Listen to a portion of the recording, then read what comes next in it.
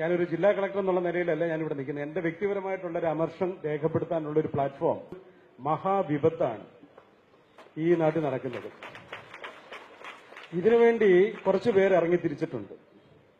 ഞാനിത് കളക്ടർ എന്നുള്ള നിലയിലൊന്നുമല്ല, എന്റെ വ്യക്തിപരമായിട്ടുള്ള അഭിപ്രായമാണ്. ഇതിന്റെ പേര് പറഞ്ഞ് എന്ത് ശിക്ഷ നേരിടാനും ഞാൻ തയ്യാറാണ്. എനിക്കതൊരു പേടിയുണ്ടായിട്ടൊന്നുമല്ല. എന്താണ് ഇതിന്റെ പിന്നിൽ നടക്കുന്നത് നിങ്ങളത് മനസ്സിലാക്കണം. കാര്യം എന്ന് വെച്ചാൽ അത്രയ്ക്ക് നാശമാണ് ഈ തെരുവ് പട്ടികൾ കാരണം ഇവിടെ ജനങ്ങൾ അനുഭവിക്കുന്നത്. അത് പറയാനായിട്ട് യാതൊരു മടിയും വേണ്ട. കോഴിയെ കൊല്ലാം, ഡെയിലി രാവിലെ കോഴിയെ കൊല്ലാം, ആടിനെ കൊല്ലാം. ആട് എത്രണ്ണത്തിനെ കടിക്കുന്നു, എത്ര പേരെ കടിക്കുന്നുണ്ട് ആടിനെ കൊല്ലാം, പന്നിയെ കൊല്ലാം, മുയലിനെ കൊല്ലാം. മുയലിന്റെ കാര്യത്തിൽ ഈയിടെ ഒരു റെസ്ട്രിക്ഷൻ വന്നിട്ടുണ്ടെങ്കിൽ പോലും മുയലിനെ കൊല്ലാം, താറാവിനെ കൊല്ലാം.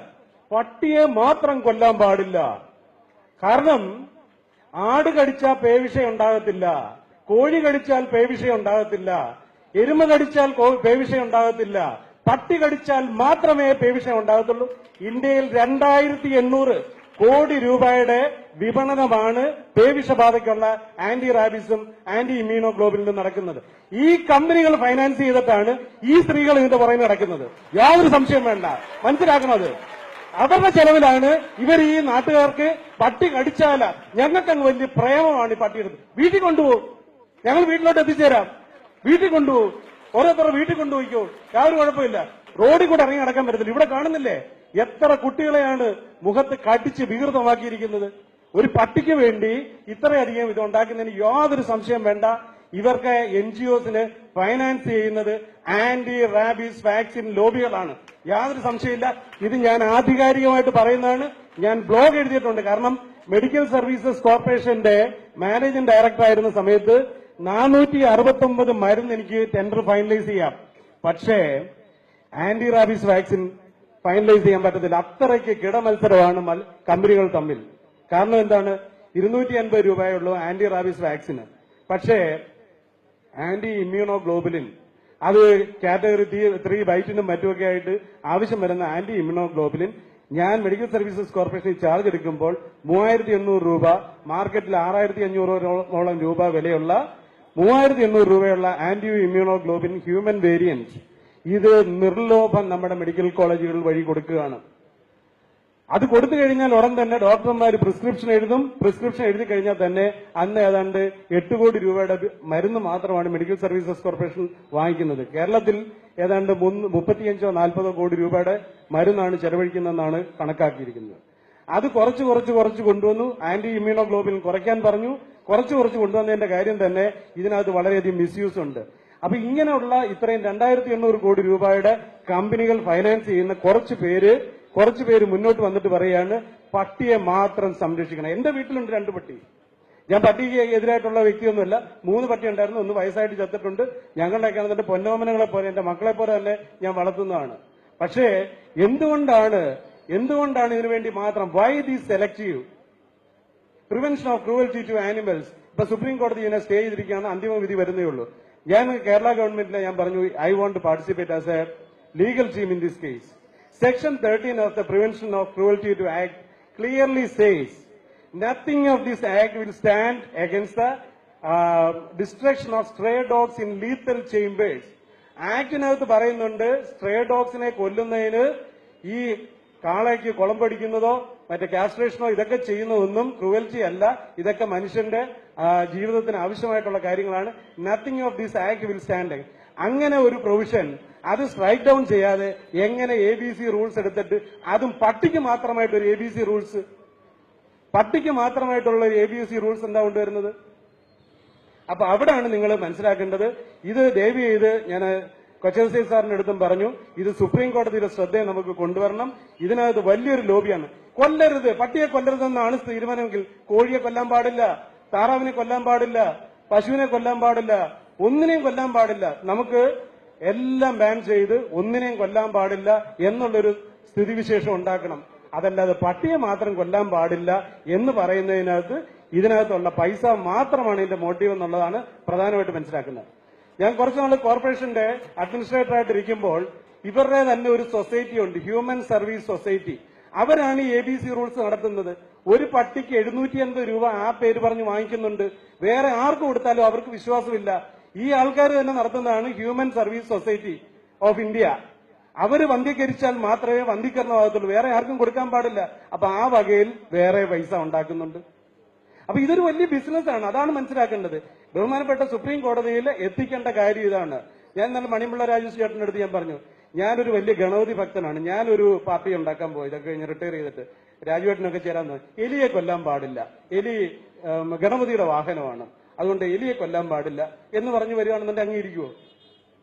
അല്ലാതെ ശരിയുണ്ടല്ലേ? പട്ടിയെപ്പറ്റി കൊല്ലാൻ പാടില്ല എന്ന് പറഞ്ഞ് നിൽക്കുന്ന ആൾക്കാരുള്ള ഒരു നാട്ടിൽ ഓരോ മൃഗത്തിനെ ഓരോ ജാതിക്കാരങ്ങ് ഏറ്റെടുക്കാം, അതിനെ കൊല്ലാൻ പാടില്ല എന്ന് പറഞ്ഞിട്ടുള്ളത്. അപ്പൊ ഇതൊന്നുമല്ല ഇതിനകത്ത് നടക്കുന്നതെന്ന് പറഞ്ഞു കഴിഞ്ഞാൽ വളരെ വ്യക്തമായിട്ടാണെന്നുണ്ടെങ്കിൽ ഈ കാര്യങ്ങളെല്ലാം ഇത് വളരെ വ്യക്തമായിട്ട് തന്നെ പറയട്ടെ, ഇതിനകത്തുള്ള കച്ചവട താല്പര്യം മാത്രമാണ്. ഞാൻ കഴിഞ്ഞ കാലത്ത് 3 കൊല്ലം മുമ്പ് വെസ്റ്റ് ബംഗാളിൽ പോയി ഇലക്ഷൻ ഒബ്സർവറായിട്ട്. അവിടെ ചെന്ന് കഴിഞ്ഞപ്പോൾ എന്റെ ലൈസൺ ഓഫീസർ ഒരു ദിവസം വന്നില്ല. അപ്പൊ അദ്ദേഹത്തിന്റെ അടുത്ത് ഞാൻ ചോദിച്ചു, എന്താ വരാഞ്ഞെന്ന് പറഞ്ഞു അദ്ദേഹം അവിടുത്തെ കെൻഡൽ ക്ലബിന്റെ പ്രസിഡന്റാണ്. അദ്ദേഹം പോയതിന്റെ കാര്യം, അവിടെ നാഗ റെജിമെന്റ് ആണ് വന്നിരിക്കുന്നത്. നാഗ റെജിമെന്റ് വന്ന് താമസിച്ച് ഒരു 10 ദിവസം കഴിഞ്ഞപ്പോൾ ആ പ്രദേശത്ത് ഒറ്റ പട്ടിയില്ല. അവരുള്ളതിനെല്ലാം കൂടി ഈ നാഗാലാൻഡ് ഇതിനെ കൊന്ന് തിന്നുന്നില്ലേ, ആർക്കും ഒരു പ്രശ്നമില്ലല്ലോ. അപ്പൊ എന്താണ് ഇതെല്ലാം വിളയുന്ന ഒരു സ്ഥലം എന്ന് പറയുന്നത്? കേരളമാണ്. എല്ലാം വെച്ച് പിടിച്ചു വിടുന്നതും കേരളത്തിലോട്ടാണ്. ഇവിടെ വന്നു കഴിഞ്ഞു കഴിഞ്ഞാൽ അവർ നാഷണൽ ഇമ്പോർട്ടൻസ് ഇവിടുത്തെ ചാനൽസ് കൊടുക്കും, ഇവിടുത്തെ ന്യൂസ് മീഡിയ കൊടുക്കും. അവർക്കൊക്കെയാണെന്നുണ്ടെങ്കിൽ പത്മഭൂഷണും പത്മവിഭൂഷണും ഒക്കെ കിട്ടും. കാര്യം ഒരു വലിയ കോസിന് വേണ്ടിയാ. ഞങ്ങളെ പോലുള്ള എന്തെങ്കിലും കാര്യം ജനങ്ങൾക്ക് വേണ്ടി ചെയ്യുന്ന ഉദ്യോഗസ്ഥന്മാർക്ക് കുറച്ച് ലോകായുക്ത കേസും കുറച്ച് വിജിലൻസ് കേസും കിട്ടും. ഇതാണ് ഇവിടെ നടക്കുന്നത്. എന്തെങ്കിലും ചെയ്തിട്ടുണ്ടെന്നുണ്ടെ 4 വിജിലൻസ് കേസാണ് എന്റെ പുറകിലുള്ളത്. മരം വെട്ടിയതിന് വേറെ കേസ്, അല്ലാത്ത കേസ്, ഇങ്ങനെയുള്ള കേസുമായിട്ട് നിൽക്കുകയാണ്. കളക്ടറായിട്ട് പോലും രക്ഷയില്ല.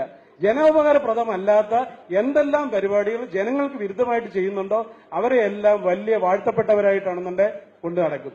അല്ലാതെ ജനങ്ങൾക്ക് വേണ്ടി എന്തെങ്കിലും ചെയ്യുകയാണെങ്കിൽ തീർച്ചയായിട്ടും ഇത് നല്ല രീതിയിൽ എതിർക്കേണ്ട കാര്യങ്ങളാണ്. പണ്ട് ഇവിടെ ബ്രിട്ടീഷ് രാജ്യത്ത് മഹാത്മാഗാന്ധിജി ചെയ്ത എന്താണ്? സിവിൽ ഡിസൊബീഡിയൻസ് എന്ന് പറഞ്ഞ ഇങ്ങനെയുള്ള ഡ്രാക്കോണിയൻ നിയമം ഉണ്ടെങ്കിൽ അങ്ങേപോലുള്ള ജനപ്രതിനിധികൾ തീർച്ചയായിട്ടും മുന്നോട്ട് വന്ന് അതിനകത്ത് മഹാത്മാഗാന്ധിജി, ഞങ്ങളെപ്പോലുള്ളവർക്കൊക്കെ പരിമിതികളുണ്ട്, പല കാര്യങ്ങളും ഇനി ചെയ്യാനുള്ളതുണ്ട്. അല്ലാതെ IAS വലിയൊരു സർവീസായിട്ട് അതിനകത്ത് ജീവിതകാലം മൊത്തം ഇരിക്കണമെന്ന് ആഗ്രഹം ഉള്ളതുകൊണ്ടല്ല, പലതും ചെയ്തിട്ടുണ്ട്. ഇനി ഇരുന്ന പല കാര്യങ്ങളും ചെയ്യാൻ പറ്റുമെന്നുള്ള ഒരു ആഗ്രഹം ഉള്ളതുകൊണ്ട് കുറച്ചു കാലം കൂടെ അതിനകത്ത് ഇരിക്കണമെന്ന് ആഗ്രഹം ഉള്ളതുകൊണ്ടും പറയുന്നു. പക്ഷെ ഇതിനെതിരായിട്ട് ഒരു ശക്തമായിട്ടുള്ള ജനപ്രക്ഷോഭം ഉണ്ടായേ പറ്റത്തുള്ളൂ. This is selective.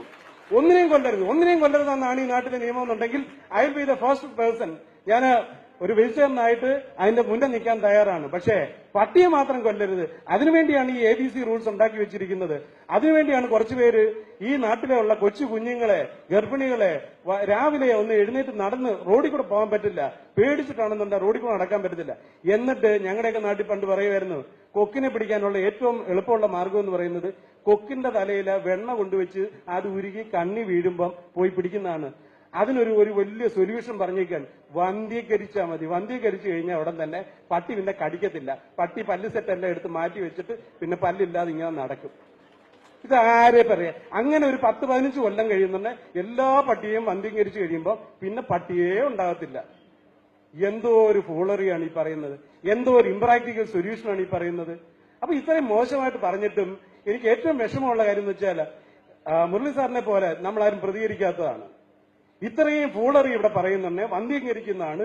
അതിനുവേണ്ടി ABC ഡോഗ്സ് അല്ല, ABC റൂൾസ് എന്ന് പറഞ്ഞ് ഡോഗ്സ് ആണ്, ശരിക്കും ഡോഗ്സിന് വേണ്ടി മാത്രം ഉണ്ടാക്കിയിട്ടുള്ള. എന്നിട്ട് ഹ്യൂമൻ സർവീസ് സൊസൈറ്റി എന്ന് പറഞ്ഞൊരു സൊസൈറ്റി ഉണ്ടാക്കി. അതിനകത്ത് കോർപ്പറേഷനിൽ ചോദിച്ചു നോക്ക്. നിസാറിന്റെ അടുത്ത് ഞാൻ ഇപ്പോഴും സംസാരിച്ചു, എത്ര രൂപ കൊടുക്കുന്നത്? 780 രൂപ ഒരു പട്ടിക്ക്. അതല്ലാതെ വേറെ ആര് ചെയ്തു കഴിഞ്ഞാലും അവർക്ക് വിശ്വാസമില്ല. അപ്പൊ ആ വഴിയും പൈസ ഉണ്ടാക്കി, മരുന്ന് കമ്പനി എന്നുള്ള പൈസയും ഉണ്ടാക്കി. സുപ്രീം കോടതിയിൽ ഗോപാൽ സുബ്രഹ്മണ്യമാണ് വന്നിരിക്കുന്നത്. മണിക്കൂറിന് 10 ലക്ഷം രൂപ ചാർജ് ചെയ്തേക്കുന്ന ഗോപാൽ സുബ്രഹ്മണ്യം. അതിനു മുമ്പ് ഐ തിങ്ക് നാനി പൽക്കിവാല ആയിരുന്നു വന്നിരുന്നത്. ഏത് പട്ടിയാണ് ഇവർക്കൊക്കെയാണെന്നുണ്ടെങ്കിൽ കൊണ്ടുവന്ന് പൈസ കൊടുക്കുന്നത്? Where is the funding source? അപ്പൊ ഇതിന്റെ പിന്നിൽ ശക്തമായിട്ടൊരു ലോബി നിൽക്കുന്നുണ്ട്. ഇത് എനിക്ക് ഇത്രയും രോഷം തോന്നാൻ കാര്യം എന്ന് വെച്ചാൽ, ഒരു ജില്ലാ കളക്ടറായിട്ട് 144 വളരെ വ്യക്തമായിട്ട് 144 പറയുന്നുണ്ട് ഡേഞ്ചറസ് ആയിട്ടുള്ള ആനിമൽസിനെ കിൽ ചെയ്യാം എന്ന് പറഞ്ഞിട്ടുണ്ട്. അന്ന് ഒരു കളക്ടറായിട്ട് പോലും എനിക്കത് ചെയ്യാൻ പറ്റാത്തതിന്റെ രോഷമാണ് ഞാൻ ഇവിടെ പറയുന്നത്. ഈ ജനങ്ങൾ ഇത്രയും അനുഭവിക്കുമ്പോൾ ഇവിടുത്തെ ഭരണകൂടത്തിനൊന്നും ചെയ്യാൻ പറ്റാത്ത രീതിയിൽ ശരിക്കും ഭരണകൂടത്തിനെ വന്ധീകരിച്ചിരിക്കുകയാണ് സുപ്രീം കോടതി കേസും ബാക്കിയുള്ളതും കൊണ്ട് ഇവർ ചെയ്തിരിക്കുന്നത്.